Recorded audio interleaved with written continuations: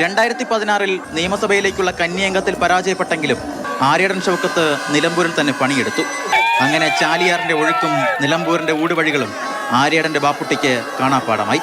പ്രളയകാലത്തും കവളപ്പാറ ദുരന്തത്തിലും ഷൗക്കത്ത് ജനങ്ങൾക്കൊപ്പമായിരുന്നു. പേരെടുത്ത് വിളിക്കാവുന്ന തരത്തിലുള്ള ഒരുപിടി ബന്ധങ്ങളും ഷൗക്കത്ത് കഴിഞ്ഞ 9 വർഷം കൊണ്ടുണ്ടാക്കി. സ്വരാജിലൂടെ പിണറായി 3.0 പ്രതീക്ഷിച്ചവർക്ക് നിലമ്പൂരുകാരുടെ ആര്യാടൻ 2.0. ഈ മണ്ഡലം തിരിച്ചു പിടിക്കുക എന്നത് UDF മുഴുവൻ പ്രവർത്തകരുടെയും ഏറ്റവും വലിയ ആവശ്യമായിരുന്നു എന്ന് മാത്രമല്ല, കേരളത്തിലെ ഇന്നത്തെ ഇടതുപക്ഷ ജനാധിപത്യ മുന്നണി ഗവൺമെന്റിനെതിരെയുള്ള ഒരു ജനവിധി നിലമ്പൂരിൽ നിന്നുണ്ടാവണമെന്ന വാശിയും വീറോടും കൂടിയുള്ള പ്രവർത്തനം, അതിന്റെ കൃത്യമായ ഫലമുണ്ടായി. മുസ്ലിം ലീഗ് ആയിരുന്നു ഷൗക്കത്തിന്റെ ആദ്യ നിയമസഭാ യാത്രയ്ക്ക് തടസ്സം നിന്നത്. എന്നാൽ അതേ ലീഗ് തന്നെ നിലമ്പൂരിൽ നിന്നുള്ള രാജറാണി എക്സ്പ്രസിൽ ഷൗക്കത്തിന് സീറ്റ് ഉറപ്പിക്കുകയാണ്. ഇനി കുഞ്ഞാക്കയുടെ നിലമ്പൂര് ബാപ്പുട്ടിയുടെയും. ഇത് ഷൗക്കത്തിന്റെ സ്വരാജ്യം.